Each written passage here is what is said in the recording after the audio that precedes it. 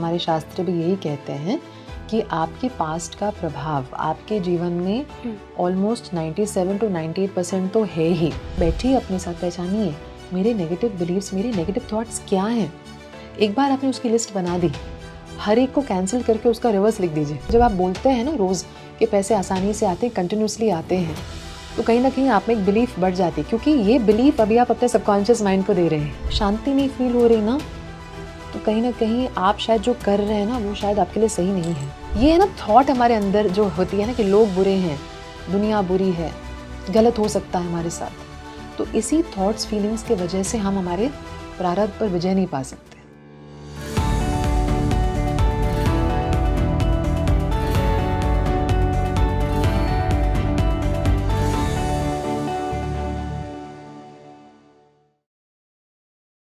नमस्कार भारत, आप देख रहे हैं स्पीकिंग ट्री। मैं हूं आपके साथ हिला गोस्वामी। ये पॉडकास्ट ना उन लोगों के लिए है जो अपनी लाइफ में किसी ना किसी क्षेत्र में या किसी ना किसी इशू को लेकर बहुत ज़्यादा परेशान है, जिनको लगता है कि मेरी लाइफ में ही क्यों ये समस्याएं आई हैं, चाहे वो रिलेशनशिप से जुड़ी हों, चाहे वो पैसे से जुड़ी हों, चाहे वो हेल्थ से जुड़ी हों। कई बार हम सोचते हैं कि ये हमारे पास्ट लाइफ के कर्मा हैं, तो जो आप सोचते हैं वो बिल्कुल सही सोचते हैं। कई बार हमारी पास्ट लाइफ के जो डेट होते हैं वो इस लाइफ में दिखते हैं और उन्हीं की वजह से हमारी लाइफ में समस्याएं भी आती हैं। तो कैसे पहचानें कि आपकी लाइफ में जो प्रॉब्लम आ रही है वो कहीं ना कहीं पास्ट लाइफ के डेट्स हैं, आपके पिछले जन्म से जुड़े हुए हैं। अगर ऐसा है तो उनको रिलीज़ कैसे करें? तो आप तैयार हैं क्या अपने पास्ट लाइफ के डेट को रिलीज़ करने के लिए?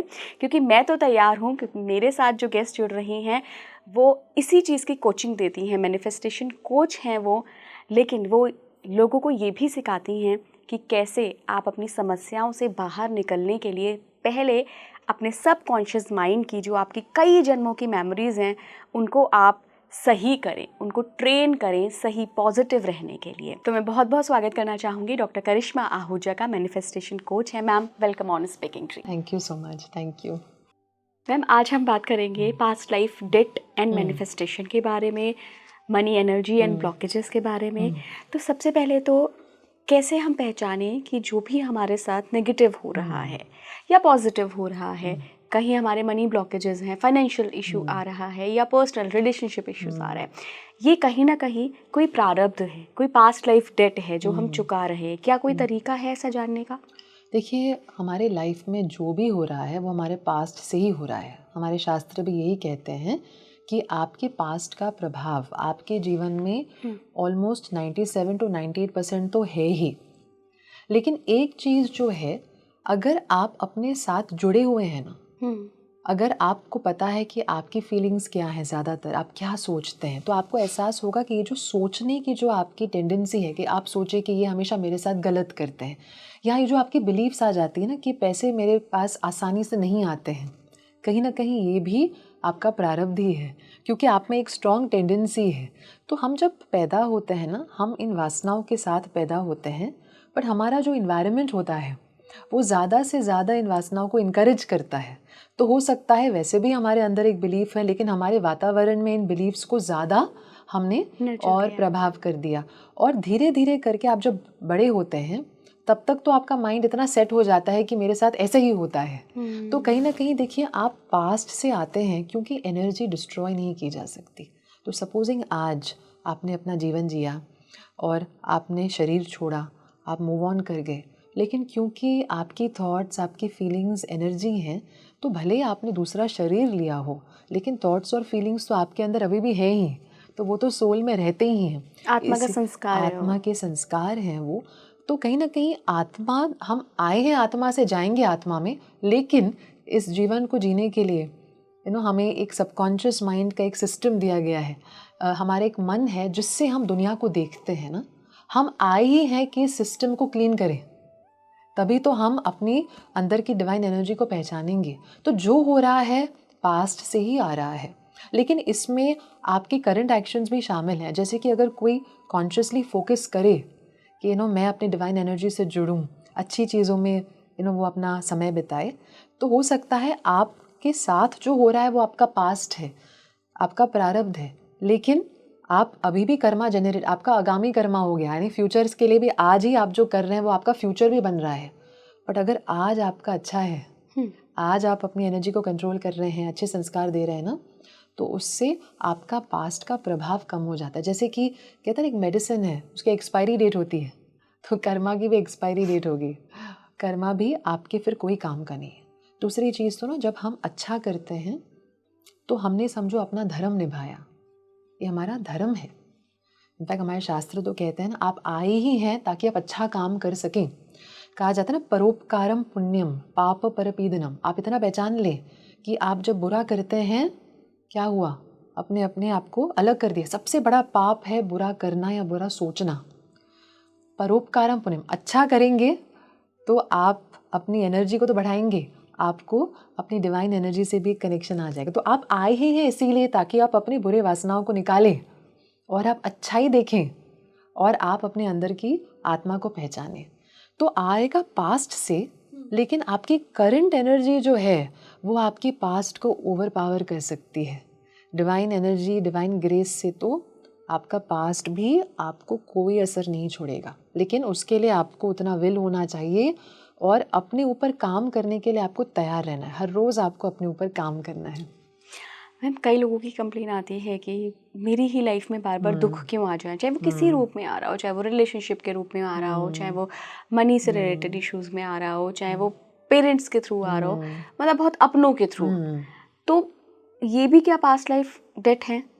जी बिल्कुल है। जो एरिया में हम नॉर्मली सफ़र करते हैं, बहुत एक्शन लेने के बाद, कहते हैं ना बहुत कोशिशों के बाद भी कोई चीज़ नहीं होती है, तो कहीं ना कहीं ये समझना इम्पोर्टेंट है क्यों नहीं हो रही है, इसमें छुपी आपके लिए लेसन क्या है। अगर नहीं हो रहा है तो हो सकता है कोई लेसन छुपी है, शायद आप उस लेसन को नहीं समझ रहे हैं। तो इसकी शुरुआत ऐसे कर सकते हैं कि आपके अंदर फीलिंग सबसे पहले, बिलीव्स आपकी उस एरिया को लेकर क्या है, शायद वो बिलीव्स ही आपके पास्ट से आ रही हैं। जैसे कि पैसा कमाना आसान नहीं है, या रिश्तों में कहते हैं कि लोग जो है ना हमेशा हमारे साथ गलत ही करेंगे, लोग हमेशा गलत करते हैं, लोग कभी अच्छा नहीं सोचते हैं हमारे बारे में। तो ये सब जो है ना वो आपकी टेंडेंसीज हो गई, जो काफ़ी हद तक पास्ट से है। उसकी शुरुआत तो पास्ट में हो गई, आपकी करंट लाइफ ने उसे और बढ़ा दिया। तो कहीं ना कहीं हमने कॉन्शियसली अपने ऊपर काम नहीं किया। तो इसीलिए कॉन्शियसली जब काम करना शुरू करते हैं ना, उसमें हमारे बिलीफ सिस्टम को बदलने के लिए आपको सबसे पहला स्टेप लेना है। तो बैठिए, अपने साथ पहचानिए मेरे नेगेटिव बिलीव्स, मेरे नेगेटिव थॉट्स क्या हैं। एक बार आपने उसकी लिस्ट बना दी, हर एक को कैंसिल करके उसका रिवर्स लिख दीजिए। अब जैसे कि पैसे आसानी से नहीं आते हैं, मैं पैसों के लायक हूँ, पैसे बहुत आसानी से, आराम से, प्यार से, खुशी से आते हैं मेरे पास। तो अगर ऐसे आप लिस्ट बनाते हैं उन थॉट्स का जो आज आपके अंदर सबसे ज़्यादा चलते हैं, तो इतना याद रखिए, क्योंकि ये थॉट्स आपके अंदर चलते हैं वो आपके फीलिंग्स बनते हैं, आपकी फीलिंग्स आपकी वाइब्रेशन बनती है, आपकी वाइब्रेशन ही आपको रिजल्ट। आप कोई भी अच्छा काम भी करो ना, लेकिन गलत वाइब्रेशन से करेंगे तो वो काम अच्छा रिजल्ट नहीं देगा। तो सबसे पहले तो इन फीलिंग्स पे काम कीजिए। इन पर काम नहीं करेंगे तो आपकी एनर्जी नहीं बदलेगी। तो कहीं ना कहीं हम जो कह रहे हैं कि एनर्जी करेक्शन इंपॉर्टेंट हो जाता है, क्योंकि हो सकता है पास्ट से आ रहा हो, लेकिन जब तक आपकी एनर्जी करेक्ट नहीं होगी तब तक आपके रिजल्ट चेंज नहीं होगा। तो एनर्जी के लिए क्या करना चाहिए, सबसे पहले तो समझिए कि कोई तो लेसन छुपा है। उस लेसन को समझने के लिए सबसे पहले मैं अपनी भावनाओं पे क्यों काम ना करूं। पहले भावना, क्योंकि भावनाएं ना आपके अंदर बैठी सबकॉन्शियस माइंड की मेमोरीज से आ रही है। मैं कैसे जानूं मेरे अंदर क्या मेमोरीज हैं?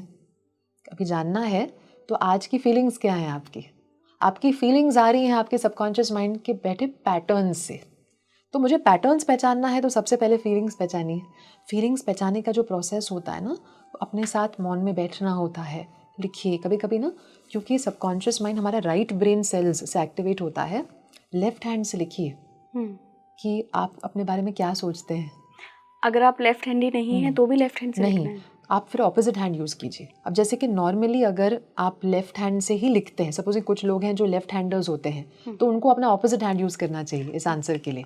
नॉर्मली राइट यूज़ करते हैं तो लेफ्ट हैंड यूज़ कीजिए, ऑपोजिट हैंड को आपको यूज़ करना चाहिए, क्योंकि इससे ना सबकॉन्शियस माइंड बहुत अलर्ट होके आपके साथ जुड़ने की कोशिश करने लगता है। क्यों?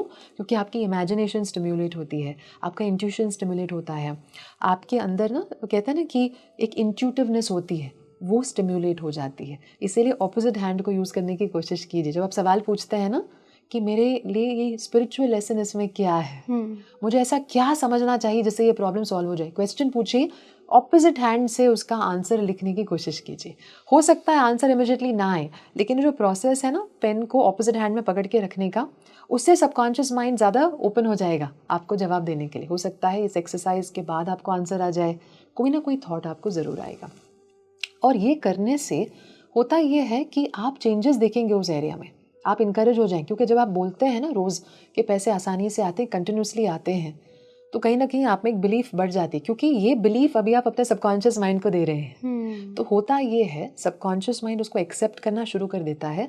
आपके पास्ट के पास वो जाता है और वो देखता है कि नहीं, आज की एनर्जी यहाँ और स्ट्रांग है, यहाँ पे ज़्यादा वज़न है, तो इस वज़न के कारण आपका आज का जो थॉट है वो ज़्यादा पावरफुल हो जाता है। इसी से आपके रिजल्ट्स बदल भी सकते हैं। तो मैम ये पूरा प्रोसीजर इस तरीके से हम समझ सकते हैं क्या कि हम अपनी फ्री विल का यूज़ करते हैं प्रारब्ध को ओवरकम करने के लिए? बिल्कुल बिल्कुल। और इसके लिए ना आप ये समझिए, आप आए ही हैं इसीलिए, आप आए हैं ताकि ये आपका धर्म है। आप आए हैं ये समझने के लिए कि मैंने ऐसी क्या गलतियां की पास्ट में। एक शब्द के बारे में मैंने बहुत सुना है पास्ट लाइफ रेग्रेशन एक्सपर्ट से, जो एक्सपर्ट्स होते हैं, कि एक सोल कॉन्ट्रैक्ट भी होता है। ये हमने भी कई बार कई जगह पढ़ा है कि आत्मा जब निकलती है तो वो अपने लास्ट थॉट के साथ निकलती है और उसके बाद वो ऐसा एक पक्का करती है कि मुझे अगले जन्म में जाकर ये चीज़ें अचीव करनी है या मुझे ऐसा लेसन लेना है। मान लीजिए कोई इस जीवन में बहुत ईगोइस्टिक हो, तो वो अपना सोल कॉन्ट्रैक्ट कर लेता है कि यार मुझे अगले जन्म में जाकर वो ईगो लेस होकर जीना है। लेकिन आत्मा तो सारे संस्कार भूल के आती है ना मैम, जब शरीर धारण करती है तो संस्कार तो याद ही नहीं है, सोल कॉन्ट्रैक्ट याद ही नहीं है। अब उसको ईगो लेस जिंदगी वो जी रहा है, उसको लग रहा है कि यार मेरा तो कोई सम्मान ही नहीं कर रहा है, लेकिन तुम्हारी आत्मा ने तो ये कॉन्ट्रैक्ट किया है। ये तो कॉन्ट्राडिक्टरी हो गया ना मैम बड़ा। ये ऐसे लोग कैसे डील करें? एक्चुअली होता ये है कि आप कॉन्ट्रैक्ट से भी आते हैं। आपने जो परिवार चुना होता है, आपके परिवार में माहौल क्या है, वो सब भी आपके कॉन्ट्रैक्ट के हिसाब से ही आपने चुना है। तो आपको तो आज याद नहीं है, आपको ऐसे लगता है कि मेरे पेरेंट्स ऐसे क्यों हैं, मुझे बिल्कुल भी समय नहीं देते हैं। बिल्कुल। लेकिन हो सकता है ये आपके कॉन्ट्रैक्ट का हिस्सा हो। और कहीं ना ऐसा भी होता है जो अनसेटल्ड रह गया पास्ट में, उसको सेटल करने का मौका आपको इस बार मिलता है। तो सपोजिंग पिछली बार किसी ने आपके साथ गलत किया, उन्होंने आपको पैसे नहीं लौटाए, आप जीवन भर इस फीलिंग में रहे कि मेरे पैसे नहीं आए, मेरे पैसे नहीं आए, मेरे पैसे। तो पैसों के मामले में आपने स्ट्रेस उठाया बहुत। इस बार भी क्या होगा, शायद दोबारा आपके साथ ऐसा हो, पैसों के मामले में आप कमज़ोर हो, लोग आपके साथ बुरा करते हैं। तो आपको एक और मौका क्यों दिया जा रहा है कि इस बार ना आप इस नेगेटिव फीलिंग से उभर कर बाहर आए, आप माफ़ करना सीखें, आप सब में ईश्वर देखें, पैसों में भी ईश्वर देखें। और सेंस ऑफ डूअरशिप जो होती है ना, मैं कर रहा हूँ, मेरे साथ ये होना चाहिए, मेरे साथ बुरा हुआ, मैं अहंकार से आता है। हो सकता है लेसन यही है, आप मैं निकाल दें, सोचें कि ईश्वर के लिए कर रहा हूँ। हो सकता है आप ये सोचें कि जो भी काम है ईश्वर, मेरे सामने ईश्वर बैठा है, उसके लिए कर रहा हूँ, ईश्वर मुझे दे रहा है। तो जब आप ये सेंस ऑफ डूअरशिप निकाल देते हैं ना, आप नया कर्मा नहीं जनरेट करेंगे। क्यों? क्योंकि जब आप ईश्वर के लिए कर रहे हैं, आपका कर्मा तो ईश्वर ने ले लिया। तो इससे क्या होता है, आप समझ जाते हैं कि कहीं ना जो भी आज हो रहा है पास्ट से कहीं ना कहीं अनसेटल्ड कॉन्ट्रैक्ट है आपका अकाउंट अनसेटल्ड है, तभी तो आप आज आए हैं। इसलिए लोग कहते हैं ना कि मैंने इसके साथ क्यों शादी की मैम, पता नहीं क्या हुआ जो मैंने इसको हाँ कहा, आप मेरी ज़िंदगी बर्बाद हो गई है। आपसे हाँ कौन बुलवाता है? आपको लगता है आपने हाँ बोला, आपके अंदर फीलिंग कहाँ से आई? आपके वासनाओं से आई, आपके बैठे सबकॉन्शियस माइंड से आई। तो भले ही आपको याद नहीं है आपके साथ क्या हुआ ना, लेकिन आपकी फीलिंग्स बता रही हैं कि फीलिंग्स ही आपकी सोल है, फीलिंग्स ही आपकी सबकॉन्शियस माइंड है। आपको याद नहीं है लेकिन वो करवा रही है सब कुछ आपसे। तो आप आज जो हैं, जहाँ हैं, जो कर रहे हैं, कहीं ना कहीं आपके अंदर जो फीलिंग्स आती है, जिस वजह से आप कर रहे हैं, वो भी आपकी सोल ही करवा रही है, आपकी सबकॉन्शियस माइंड करवा रही है। इसलिए हम कहते हैं ना कि आप साइलेंस में बैठिए, रोज़ मौन में बैठिए, कोई भी काम करने के पहले ना सोचिए वो आपको फील कैसे करा रही है। अगर आपको अच्छा शांति नहीं फील हो रही ना, तो कहीं ना कहीं आप शायद जो कर रहे हैं ना वो शायद आपके लिए सही नहीं है। एक टेक्निक है हो पोनो पोनो, मुझे ठीक से बोलना नहीं आ रहा है। आपने सही कहा जी। तो ये टेक्निक क्या है मैम, और इसके थ्रू हम कैसे अपने पास्ट लाइफ के डेट रिलीज कर सकते हैं, कैसे हम मनी ब्लॉकेजेस दूर कर सकते हैं? हो ओ पोनो पोनो एक हवाइन वर्ड है। हो यानी टू, पोनो पोनो इम्पोर्टेंट वर्ड है इसलिए 2 बार आ रहा है। पोनो का मतलब है कुछ करेक्ट करना, तो to correct, to heal, to change, to improve. इसका मतलब कि टेक्निक हमें इनकरेज कर रही है, चेंज करो, करेक्ट करो, हील करो, इम्प्रूव करो। किसको? सिंपल प्रोसेस है कि कोई भी प्रॉब्लम है ना आज लाइफ में, वो प्रॉब्लम सबकॉन्शियस माइंड से आ रही है। क्योंकि आप एनर्जी हैं, आपकी एनर्जी ना डिस्ट्रॉय नहीं की जा सकती। तो जो भी आज इंसान आपके लाइफ में आता है ना, उसकी एनर्जी आपके अंदर चली गई। अब मैं चाहती हूँ कि ऐसा ना हो, लेकिन आज आप शॉपिंग मॉल में भी जाते हैं, सिनेमा घर में जाते हैं, आप एनर्जी ले रहे हैं। जस्ट आप चेयर पे बैठते हैं, वहाँ पे भी एनर्जी है। तो यानी ऐसा कोई समय ही नहीं है जब आप एनर्जी नहीं ले रहे हैं। तो होपोनोपोनो टेक्निक जो है ना हमें इनकरेज करता है कि आप समझें कि आपके अंदर जो भी चल रहा है वो आपके लाइफ में आने ही आने वाला है। तो जो प्रॉब्लम है वो सबकॉन्शियस माइंड के अंदर है। प्रॉब्लम है क्या? प्रॉब्लम है मेमोरीज, यादें, आपकी प्रोग्राम्स, आपकी इंफॉर्मेशन जो पास्ट से आ रही है, इस लाइफ में भी बढ़ रही है लेकिन पास्ट से आ रही है। और इसका सल्यूशन एक ही है कि आप अपनी एनर्जी की क्लीनिंग करें, आप अपने सबकॉन्शियस माइंड के साथ जुड़ें।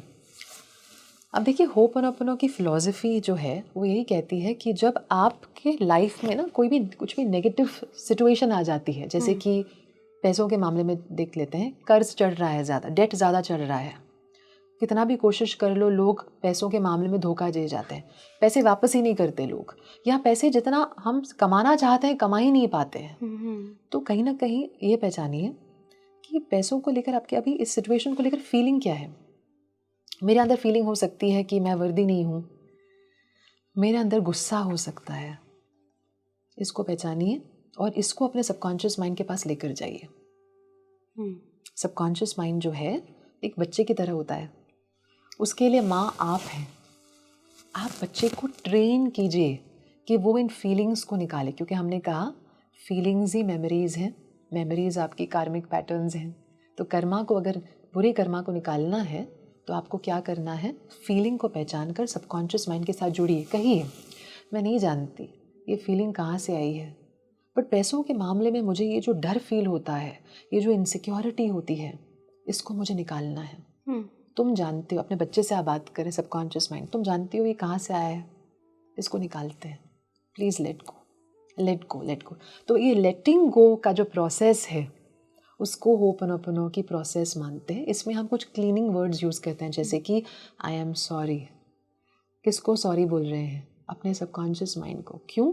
एक एग्जाम्पल लेते हैं। एक बच्चा है कि आपका बच्चा गिर गया, उसको चोट पहुंची, लेकिन आपको भी तकलीफ हुई, आप माँ हैं, लेकिन असल में चोट कहाँ है? बच्चे के शरीर में है, लेकिन आपको भी बहुत तकलीफ हुई।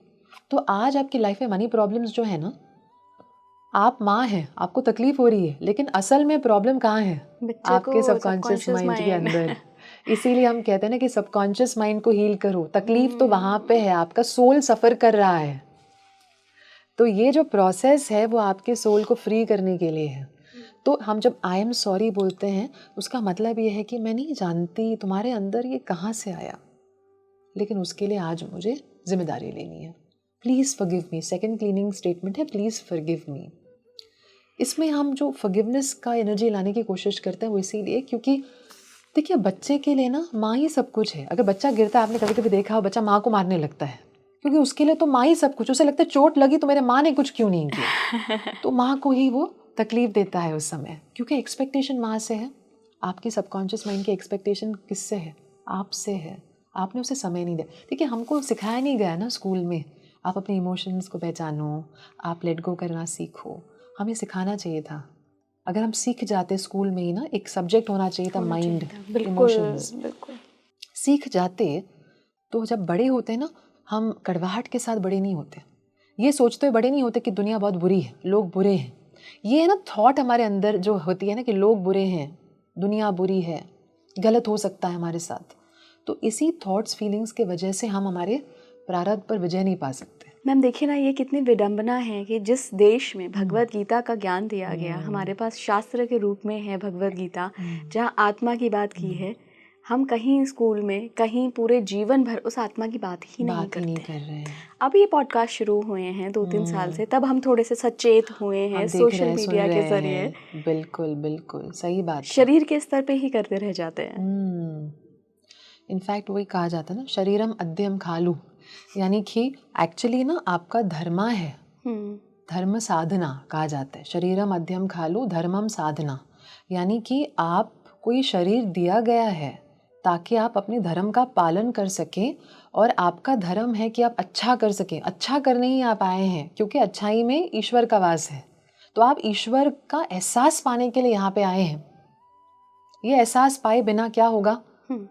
पुनरपि जननम पुनरपि मरणम। आएंगे दुखी होके जाएंगे, वापस आएंगे वापस दुखी होके जाएंगे। फिर कहते हैं कि हमारे साथ ही बुरा हो रहा है। मैं जानती हूँ कभी कभी मुश्किल हो जाता है लोगों के लिए, बहुत सारे प्रॉब्लम्स होते हैं ना, लेकिन इतना समझ दीजिए कि अगर आप जहाँ से आए हैं उस पर विश्वास रखिए। आपको सफ़र करने के लिए थोड़ी भेजेंगे। अगर सफ़र करने के लिए भेजा होता, अगर भगवान सच में इतने बुरे होते, तो फिर क्या आपको मन देते, चॉइसेस देने की शक्ति देते कि आज भी आप चूज़ कर सकते हैं ना, आपको इस कमरे में बैठना है, उस कमरे में जाना है। चॉइस आपको अभी तक क्यों दी गई है? क्योंकि आप सफ़र करने नहीं आए हैं, आप फ्री होने आए हैं, आप अपने कार्मिक डेट से निकलने आए हैं, तभी आप आए हैं।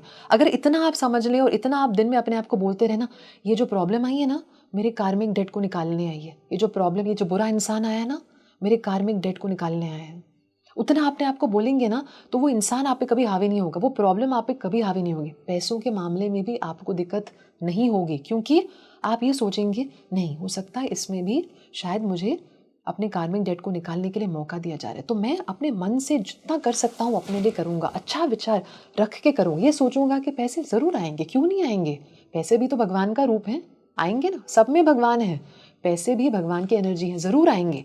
आप अच्छे थॉट से अपना प्रोडक्ट सर्विस बेचने जाएंगे ना, तो आपको ज़रूर फ़ायदा होगा। आप ये सोच कर जाएंगे कि लोग कभी समझते ही नहीं हैं, मुझे तो वैल्यू मिलती नहीं है, मैं तो लकी हुई नहीं, तो आपने क्या एनर्जी देकर कोशिश की? एनर्जी ही गलत होगी। अच्छा मैम, आपके पास इतने केसेस आते रहते होंगे, लोग सजेशन के लिए आते होंगे, ट्रेनिंग के लिए आते होंगे, तो आप कैसे फ़र्क करती हैं, कैसे डिफ्रेंशिएट करती हैं कि ये इस ही व्यक्ति के इसी लाइफ के गलत चॉइसेस हैं जिसकी वजह से जिसका आउटकम ये आया है और अभी ये सफ़र कर रहा है, या ये पास्ट लाइफ डेट है, प्योरली पास्ट लाइफ डेट, कि ये बेचारा लेके ही प्रारब्ध ऐसा आया है और अब इसे समझ नहीं आ रहा है कि मैं करूँ क्या?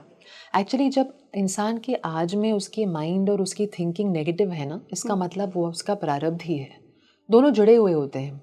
देखिए, आज आप अपने ऊपर अगर काम कर रहे हैं ना, तो आप ऐसे एनर्जी के साथ आते हैं कि प्रॉब्लम है लेकिन मुझे इसका सल्यूशन ढूंढना है।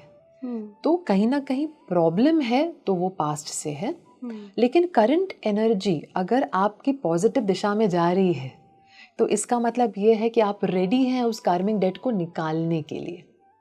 कभी कभी इंसान रेडी नहीं होता है, रेडी नहीं होता यानी उसको लगता नहीं मैं क्यों काम करूं, तकलीफ तो वो दे रहे हैं, उन्होंने बुरा किया, वहां पे आपको सुधार लानी। क्या मैं कुछ कर सकता हूं कि मेरा पति बदल जाए? क्या मैं कुछ कर सकती हूँ कि मेरी पत्नी बदल जाए? तो यस, आप सोचिए कि वो उनको बदलना है, लेकिन ये सोचिए कि काम आपको करना है। इसीलिए तो आप आए हैं, क्योंकि वो आपके पति पत्नी क्यों बने हैं इस लाइफ में, आपको काम करना है ना। तो अगर आप इस सोच के साथ आज जी रहे हैं कि मुझे अपने आप पर काम करना है ना, तो इसका मतलब आपकी करंट एनर्जी आपके प्रारब्ध को भी संभाल सकती है। कुछ नहीं बिगाड़ सकेगा पास्ट आपका, क्योंकि देखिए ईश्वर का जिसमें वास होता है, जिसका एहसास जिसको होता है ईश्वर का, उसकी एनर्जी जो है तो ऑटोमेटिकली उसके पास्ट को ओवरपावर करेगी। लेकिन आपकी एनर्जी में अभी आपको वो बात लानी चाहिए कि नहीं मैं करूँगा अपने ऊपर। जब तक आपको लगेगा नहीं उसको बदलना है, तब तक प्रॉब्लम है। तो आता तो पास्ट से ही है, लेकिन अगर करंट एनर्जी अच्छी है, इसका मतलब आप काम करने को तैयार हैं अपने ऊपर, यानी कार्मिक डेट निकालने का समय आ गया है और आप रेडी हैं और आप बहुत क्लोज हैं, क्योंकि आप अपने ऊपर काम कर रहे हैं ना। पर इसमें थोड़ा पेशेंस चाहिए। अब देखिए आजकल ना इतनी फास्ट डिलीवरीज हो रही हैं, 5 मिनट में प्रोडक्ट आपके घर में आ रहा है, तो लोगों को ऐसे लगता है कि मतलब ब्रह्म ज्ञान भी मुझे 5 मिनट में मिल सकता है। तो आपको थोड़ा समझना पड़ेगा, पास्ट पैटर्न्स हैं, कार्मिक पैटर्न्स हैं, कभी कभी समय लग सकता है। विश्वास रखिए कि सही समय पर आपका पैटर्न निकलेगा। लेकिन जब तक पैटर्न नहीं निकलता है तब तक आपको अपने आप को संभालना है। आपको ये नहीं सोचना है कि ईश्वर कुछ नहीं कर रहा, नहीं सुन रहा।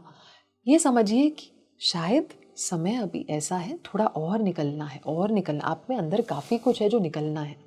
तो आपको इसमें ना, इस जर्नी में आपको धैर्य रखना पड़ेगा, आपको शांति के साथ सिचुएशन को अप्रोच करना पड़ेगा। ये सोचिए कि शांति किस में है, वो थॉट मुझे रखना है। शांति इसमें है कि भगवान मेरा बेस्ट जानता है, होगा, ज़रूर मिलेगा मुझे, शायद आज मुझे थोड़ा और काम करना अपनी एनर्जी पे।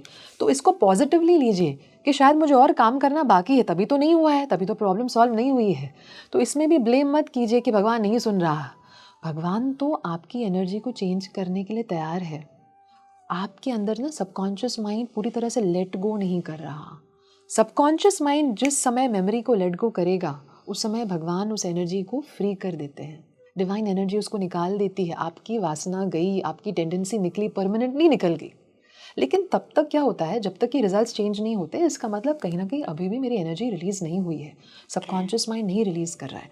तो उसी के लिए आपको काम करना है। तो होपनोपोनो में भी हम यही कह रहे हैं कि I am sorry, please forgive me. मैं नहीं जानती ये कहाँ से आया है, हो सकता है मेरे पास्ट से आया हो, मेरे फैमिली मेम्बर्स से आया हो, मेरे पूर्वजों से आया हो, लेकिन मैं सबके लिए रिस्पॉन्सिबिलिटी लेती हूँ। और है ना, आप 2 और ऐसे क्लीनिंग वर्ड्स यूज़ करते हैं जिसमें आप अपने आप को बहुत प्यार देते हैं, जैसे कि थैंक यू। थैंक यू में ग्रैटिट्यूड की एनर्जी है।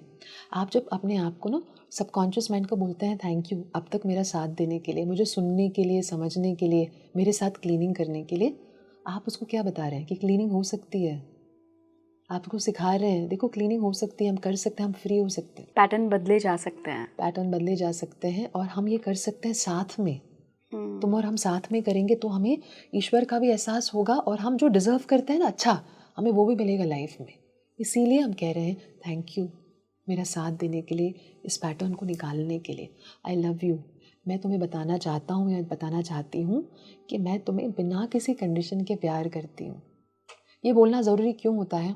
हर कोई रिश्ते में एक्सपेक्टेशन होते हैं। तुम ये करो इसका मतलब तुम मुझसे प्यार करते हो, नहीं करोगे इसका मतलब तुम मुझे नहीं मानते हो। हर रिश्ते में देखते हैं आज सबकॉन्शियस माइंड के साथ यही हो रहा है। हमको गोल्स चाहिए, अचीव करने हैं, हम क्या कर रहे हैं, सबकॉन्शियस माइंड को फोर्स करने, मुझे चाहिए चाहिए चाहिए, प्लीज़ करना है करना है करना है। 10,000 बार हम चैंटिंग करेंगे एफर्मेशंस की, उससे होता क्या है, सबकॉन्शियस माइंड को लगता है ये तो तुम्हें चाहिए, माँ को चाहिए, मैं क्यों करूँ। जैसे माँ कह रही 90% लाना है, बट बेटा 90% तुम्हें स्कोर करना ही है। अगर बच्चे को प्यार नहीं मिलेगा तो बच्चे को लगेगा कि सिर्फ मुझे 90% लाने के लिए बस रखा है यहाँ पे, उन्हें बस चाहिए कि मैं 90% स्कोर करूँ। बच्चे में मोटिवेशन क्या है? लेकिन जब बच्चे को प्यार दिया जाता है, उसे ऐसे लगता है कि मुझे तो इतना मैं वर्दी हूँ, मैं केपेबल हूँ, स्ट्रांग हूँ, मुझे देखो कितना प्यार मिल रहा है हर बार। तो बच्चा ना अपने आप से मेहनत करेगा, उसे लगेगा कि मैं अच्छा करूँ। तो आप इसी एनर्जी को अपने सबकॉन्शियस माइंड को दे रहे हैं। इसलिए हम कहते हैं I am sorry, please forgive me, thank you, I love you. तो कार्मिक पैटर्न्स और डेट्स को निकालने की एक टेक्निक है होओपनोपोनो, जो हमारे शास्त्र भी कहते हैं। अपने आप के साथ जुड़िए और जिम्मेदारी लीजिए। कुछ गलत हो रहा है ना, ब्लेम करना बंद कीजिए, कोई और नहीं कर रहा। आज अगर मिस्टर ए है, कल मिस्टर बी होगा, वो नहीं कर रहे हैं, वो आपसे सिर्फ निकाल रहे हैं, है तो आपके अंदर ही ना। आप ही सिचुएशंस को ला रहे हैं, अपनी एनर्जी से ला रहे हैं। इसीलिए एनर्जी करेक्शन की ये जो सिस्टम है, उसी को असल में हम हीलिंग बोलते हैं, और होपनोपनो ऐसी ही एक हीलिंग सिस्टम है। एक और सवाल है मैम, लाइफ में बैलेंस हमेशा बरकरार रखना चाहिए, ये एक ऐसा नियम है जो आपको खुश रखेगा, बैलेंस्ड रखेगा। लेकिन हम कई लोगों को देखते हैं, उनकी लाइफ को देखते हैं कि या तो किसी अच्छी चीज़ का ऑब्सेशन है या किसी बुरी चीज़ का ऑब्सेशन है। हो सकता है उनका सोल पर्पस ही यही हो कि समाज सेवा करनी है, सिर्फ समाज सेवा करनी है। बहुत अच्छी चीज़ है। कई लोग होते हैं उन्हें करियर में इतना आगे बढ़ने का ऑब्सेशन होता है कि फैमिली की तरफ ध्यान ही नहीं दे पाते हैं। तो ऐसे में फिर हम क्या करें? आई थिंक अगर आप सही चीज़ कर रहे हैं तो अपने आप को इनकरेज कीजिए, सही चीज़ कर रही हूँ, लेकिन क्या मैं सही समय पे कर रही हूँ? क्या इस समय ये चीज़ करना इम्पोर्टेंट है? अब जैसे कि हो सकता है घर के प्रति भी कोई जिम्मेदारी हो, तो ऐसा होना चाहिए कि आप सही चीज़ तो करो, लेकिन उसका एक सही समय भी होता है। तो थोड़ा आपको सेल्फ रिफ्लेक्शन, आप जब रात को सोते हैं ना, सोते समय अपने दिन को देखिए, रिव्यू कीजिए दिन को। रिव्यू नहीं करेंगे तो पता कैसे चलेगा कि क्या मैं सही कर रहा हूँ, क्या मैं एक्सेस में जा रहा हूँ, या क्या मैं मॉडरेशन में, बैलेंस में काम कर रहा हूँ। दिन को देखिए, अपने आप से पूछिए कैसा गया मेरा दिन, क्या मैंने अच्छा किया, क्या मैं सही थी, मैंने जो जो किया, जो एक्शन लिए, जहाँ जहाँ गई, जिस समय पे गई, सब सही था। आपको थोड़े आंसर्स आएंगे, आपको लगे नहीं शायद मुझे घर पे रहना चाहिए था, शायद मुझे परिवार के लिए होना चाहिए था, लेकिन मैं तो बाहर था। तो कहीं ना कहीं जब दिन का रिव्यू करते हैं ना, आपको जैसे एक आइडिया आ जाता है, आपकी जो इनर सेल्फ है ना वो आपसे बात करना शुरू कर जाएगी और आपको एहसास होगा कि शायद मुझे ये चीज़ नहीं करनी चाहिए। कभी कभी ऑब्सेशन गलत चीज़ों के लिए भी होता है, जैसे आपने कहा। ऐसे में भी ना आप ये सोचिए कि ये चीज़ आपको फील कैसे करा रही है। आप जब वो चीज़ करते हैं, जब लौटते हैं, आपको अच्छा फील करता है, आपको अच्छा फील होता है, आप रात को सोते हैं, आप अच्छे से सो पाते हैं। तो आपकी फीलिंग्स है ना, आपकी गाइडेंस मैकेनिज्म, आपकी जीपीएस हो जाती है आपकी फीलिंग्स। तो जो इंसान अपने फीलिंग्स से जुड़ा रहेगा वो इंसान कोई भी चीज़ एक्सेस में नहीं करेगा। हाँ, अगर आपका ये लाइफ पाथ और लाइफ जर्नी है तो फिर आपको अपने परिवार से बात करनी पड़ेगी। आपको उन्हें मनाना होगा, उन्हें समझाना होगा। किसी से भी लड़के आप अगर अपना काम करेंगे या उनको दुख पहुंचाकर काम करेंगे तो इसमें आप कहीं ना कहीं खुश नहीं होंगे। तो ये देखिए कि अगर आपकी सच में ये जर्नी है कि आपको ये चीज़ करनी है और इसमें आपको अपना लाइफ समर्पित करना है, तो थोड़ा परिवार को समझिए, परिवार को समझाइए भी, उनकी नीड्स भी समझिए। देखिए आप किस प्रकार उनकी नीड्स को सेटिस्फाई कर सकते हैं, अपना बेस्ट देकर उन्हें समझाइए और उनकी परमिशन से आप फिर इस जर्नी को बिताइए। और अगर ज़रूरी है कि आपको इसी पाथ को कंटिन्यू करना है तो गाइडेंस ज़रूर सीख कीजिए, भगवान से भी गाइडेंस लीजिए कि मैं कैसे करूं, क्या करूं, जिससे सबकी रजामंदी भी हो, किसी का दिल भी ना दुखे। बट अगर आपके आंसर्स में ये आता है कि शायद मुझे ये नहीं करना, डाउट होता है क्या मैं सही कर रहा हूँ, क्या मुझे ये करना चाहिए, कंटिन्यू करना चाहिए, ये जो सेल्फ डाउट्स हैं ना कहीं ये बताते हैं कि शायद आप कुछ सही नहीं कर रहे हैं। क्योंकि अगर आप बैलेंस पे कर रहे हैं तो आपको बहुत पीसफुल फील होगा, आपको अच्छा फील होगा, आपको ऐसे लगेगा मैं सही समय पर सही चीज़ कर रहा हूँ। लेकिन जहाँ पे डाउट्स आते हैं, जहाँ पे ना आपको कहीं ना कहीं एक फीलिंग आती है कि क्या ये सही है या क्या मुझे ये कंटिन्यू करना चाहिए या नहीं करना चाहिए, कहीं ना कहीं वहाँ पे इट मीन्स कि आप बैलेंस्ड में नहीं है। तो जो इंसान ना ऑब्सेसिव बिहेवियर में चला जाता है, कई बार अपने फीलिंग से जुड़ा हुआ ही नहीं होता है, बस एक तरीके से एक डायरेक्शन में उसकी फीलिंग बह रही है। ऐसे इंसान को क्या करना चाहिए, दिन की रिव्यू कीजिए, बैठिए अपने साथ, समझिए क्या हो रहा है और अकॉर्डिंगली चेंजेस कीजिए। दूसरे तो मौन में बैठकर गाइडेंस लीजिए, भगवान से गाइडेंस लीजिए कि आप वही चीज़ करें जिसमें आपकी डेवलपमेंट हो, आपकी ग्रोथ हो, आपकी स्पिरिचुअल जर्नी बूस्ट हो और आपके आसपास जो लोग हैं ना उनको भी आप इग्नोर नहीं करें। क्योंकि ऐसी जर्नी का क्या फ़ायदा जब आसपास लोग आपसे खुश नहीं हैं। स्वामी विवेकानंद ने कहा था कि अगर आप जानना चाहते हैं कि आप सच में डिवाइन पाथ या एनर्जी में हैं या नहीं हैं तो अपने परिवार के पास जाइए, go back and visit your family. आपका परिवार आपके बारे में क्या सोच रहा है? अगर परिवार ही खुश नहीं है तो काहे की डिवाइन एनर्जी आपके अंदर। तो कहीं ना हम ऐसे करते हैं कि हम अपने काम को इम्पोर्टेंस दे देते हैं, हमें ऐसे लगता है कि बाहर हमें एक अच्छा रेपुटेशन बनाना है, काम करना है, लेकिन अगर परिवार खुश नहीं है तो कहीं ना कहीं आप उस डिवाइन एनर्जी से अलाइंड नहीं है। तो कुछ ज़रूरतें हैं जो आपके परिवार की, आपकी जो रिस्पॉन्सिबिलिटीज़ है, ड्यूटीज़ आपकी जो है ना, आपको अपनी ड्यूटी भी सही तरीके से करनी चाहिए। ये सोचिए कि जो भी काम करें उसमें आपकी ड्यूटी कॉम्प्रोमाइज़ नहीं होनी चाहिए। ड्यूटी बहुत इंपॉर्टेंट, क्योंकि ड्यूटी विथ लव कहा जाता है ना, इज़ ट्रू स्पिरिचुअलिटी। एक आखिरी सवाल मैम, ये उन लोगों के लिए है जिनके मुंह से मैंने बहुत बार सुना है कि ये तो मेरे पास्ट लाइफ का कर्मा है, इसको तो मैं बदल ही नहीं सकता या सकती, ये तो चेंज ही नहीं होगा, मेरा तो पूरा जीवन ऐसे ही जाएगा, मैं कुछ पास्ट लाइफ से लिखा के लाई हूँ। तो इस पैटर्न को कैसे चेंज करें? बिकॉज बहुत मुश्किल होता है शायद लोगों के लिए ये पैटर्न तोड़ना। आई थिंक सबसे पहले तो अच्छी चीज़ों में अपना समय बिताए, सुनिए अच्छी चीज़ें, जितना सुनेंगे ना उतना अच्छी चीज़ों का प्रभाव जाता है। अच्छे बुक्स पढ़िए, अंडरस्टैंडिंग लाइए। देखिए मैं आपको बताती हूँ साइकिल कैसे काम करती है। सबसे पहले तो रिस्पॉन्सिबल होती है हमारे डर के पीछे इग्नोरेंस। आप कुछ नहीं जानते हैं ना, इन्फॉर्मेशन सही नहीं है, अवेयरनेस नहीं है, तो डाउट होता है, चिंता होती है, चिंता और डाउट से फियर आती है, बिल्कुल सही। अब फियर से क्या होता है, सप्रेशन ज़्यादा हो जाता है इमोशंस का, सप्रेशन से क्या होता है, डिप्रेशन।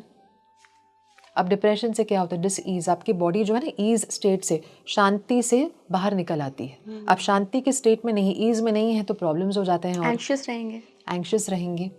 तो ये एक साइकिल जो है चलता जाता है, जिससे आप डिसइंटीग्रेट हो जाते हैं। डिसइंटीग्रेट यानी आपको जहाँ जाना था, जो करना था, उसकी पावर ही नहीं रहती आपकी। तो क्रिएशन के बजाय क्या हो रहा है, डिसइंटीग्रेशन। अब उसका उल्टा देखिए, जब मैं चीज़ों को समझने लगती हूँ, समझिए चीज़ें काम कैसे करती हैं, आपका माइंड कैसे काम कर रहा है समझिए, एनर्जी कैसे काम करती है समझिए। जो इंसान समझने लगेगा ना, वो कभी भी इस बात पर अटका नहीं होगा कि ये मेरी डेस्टिनी है, मैं क्या कर सकता हूँ, क्योंकि एनर्जी ही कांस्टेंट नहीं रहती। एनर्जी का एक ही नियम है, वो कभी भी कांस्टेंट नहीं रहती, हमेशा चेंजिंग ही होती है। इनफैक्ट सर्क्यूलेशन में होती है एनर्जी। इसका मतलब सिचुएशंस आज हैं, कल सेम थोड़ी रहेंगे। प्रकृति को देखिए, सुबह है, दिन में बदलेगी, दिन रात में बदलेगी, आप थोड़ी रोक सकते हैं। तो ये सोचिए कि अगर एनर्जी का यही नियम है कि वो बदलती रहती है, तो आपकी बुरे लाइफ, आपकी प्रॉब्लम्स भी कभी भी लास्ट नहीं होने वाले हैं। और एक और चीज़ है, एक सब्जेक्ट है क्वांटम फिजिक्स। साइंटिस्ट ने 18वीं सदी से बहुत सारे एक्सपेरिमेंट्स किए हैं एनर्जी को स्टडी करने के लिए। पता है वो एनर्जी को क्या बोलते हैं, गॉड पार्टिकल। वो भी मानते हैं कि ये तो कुछ ऐसा है जो हम नहीं समझ पाते हैं, वो भी उसको बोलते हैं गॉड पार्टिकल। तो कहीं ना ऐसे एक्सपेरिमेंट्स में एक एक्सपेरिमेंट की गई थी जिसको डबल स्लिट एक्सपेरिमेंट कहा गया था, जिसमें क्या किया था, उन्होंने लाइट को, एनर्जी को ना 2 स्लिट से पास करके उसको स्टडी किया था। उन्होंने क्या नोटिस किया कि अगर आप एनर्जी को ऑब्जर्व नहीं करते, कोई भी मेजरिंग डिवाइस नहीं रखते हैं ना, तो एनर्जी जो है ना वो सब जगह वेव की तरह दिखती है। यानी इधर भी हो सकती है, इधर भी हो सकती है एक समय पर। लेकिन जैसे ही वो उसको मेजर करने के लिए एक डिवाइस लाते हैं, किसी को खड़ा करते हैं ऑब्जर्व करने के लिए, वो एक ही दिशा में जाती है, सिर्फ पार्टिकल की तरह ही बिहेव करती है। इसको हम पार्टिकल वेव डुअलिटी बोलते हैं। इसका मतलब जब तक कि आप किसी चीज़ को देखते नहीं है ना, उसके बारे में सोचते नहीं ना, वो कुछ भी हो सकती है। लेकिन जैसे ही मैं अपने लाइफ के बारे में सोचने लगती हूँ, ऑब्जर्व करती हूँ, मैं उसे एक ही दिशा दे रही हूँ। तो कहीं ना कहीं जो लोग जो है ना, जो ये बात कह रहे हैं, उनको समझना चाहिए। देखिए आज साइंस भी हमें यही इनकरेज करा रही है समझने के लिए कि सब कुछ इंटरकनेक्टेड है, दिशाहीन मत हो। हाँ, और ये समझिए कि आज आपकी जो एनर्जी है, आप सोचिए ना, अगर आप आज कोई अच्छा थॉट डालें माइंड में, तो आपको बेटर फील होता है ना। अब जैसे कोई आपसे कहे आज आप बहुत अच्छे लग रहे हैं, अपने आप ही एनर्जी बूस्ट हो जाएगी, बूस्ट हो जाती। तो एनर्जी इज रियल ना, मतलब इमिडिएटली, इंस्टेंटली कोई कहे कि ये बिल्डिंग में ना कुछ गलत होने वाला है, तुरंत ही मैं 5 मिनट यहाँ से निकलना पड़ेगा, तो इमिडिएटली फियर आ जाएगा आपको। तो आपने कैसे किसी और के थॉट के साथ कनेक्ट कर दिया, इमिडिएटली आपके अंदर वाइब्रेशन पास हुई। तो ये समझिए कि एनर्जी और वाइब्रेशंस इस तरह से काम करते हैं कि वो कॉन्स्टेंटली चेंज हो सकते हैं। आपकी सोच से एनर्जी बदल सकती है। आप जिस चीज़ पे फोकस करते हैं वो एनर्जी को एक दिशा दे सकती है। वो आपकी बॉडी को, आपकी फिजियोलॉजी भी आप कंट्रोल कर रहे हैं। ये ना, आज आप डॉक्टर से भी बात कीजिए। मैंने एक रिसेंटली वर्कशॉप किया था, एक सर्जन आए थे मेरे वर्कशॉप में। उन्होंने कहा कि बहुत इंटरेस्टिंग चीज़ है, उन्होंने भी नोटिस की है, जब पेशेंट पॉजिटिव होता है ना, कहते हैं कभी कभी ना सबसे कॉम्प्लिकेटेड सर्जरीज भी सक्सेसफुल जाती हैं। वो कहते हैं हमने देखा है कभी कभी पेशेंट नेगेटिव होता है ना, सिंपल सर्जरी भी सक्सेसफुल नहीं होती। अब ये सोचिए, ये सर्जन का कहना है। तो कहीं ना कहीं आपके माइंड का आपकी बॉडी पर बहुत प्रभाव पड़ता है। देखिए ना, कहीं भी बॉडी में पेन हो, जब भी कोई आता है ना कि डॉक्टर यहाँ पे पेन है, सर्जरी से फ़ायदा नहीं हुआ है, मैं क्या करूँ, मैं हमेशा कहती हूँ कि ये मत पूछो कि प्रॉब्लम कहाँ है, ये सोचो प्रॉब्लम कौन है। कोई इंसान है जिसको फॉरगिव नहीं किया है, कुछ तो है, कोई कड़वाहट है, कोई तो इमोशन है जिसको निकलना है। उस इमोशन पे काम करेंगे ना, आपके बॉडी से पेन भी जाएगा और आपको पावर भी लगेगा, एक पावर फील होगा लाइफ में। एक जीने का मज़ा आना चाहिए, जीने का उत्साह फील होना चाहिए। ऐसे लगना चाहिए ना कि ये रियल गिफ्ट है, लाइफ इज़ अ गिफ्ट। उसे फील करना है ना, तो अपने नेगेटिव फीलिंग्स और इमोशंस पे काम कीजिए। बिल्कुल बिल्कुल। Thank you so much ma'am जुड़ने के लिए और इतना सब कुछ बताने के लिए हमारे दर्शकों को। मुझे बहुत मज़ा आया, thank you so much for having me. हमें भी बहुत मज़ा आया। आपको कैसा लगा ये पॉडकास्ट, मुझे ज़रूर कमेंट बॉक्स में बताइएगा, और कौन सी ऐसी 3 बातें आप इससे ज़रूर सीखेंगे और अपनी लाइफ में उतारेंगे भी, वो भी मुझे बताइएगा। जुड़े रहिए स्पीकिंग ट्री के साथ। नमस्कार।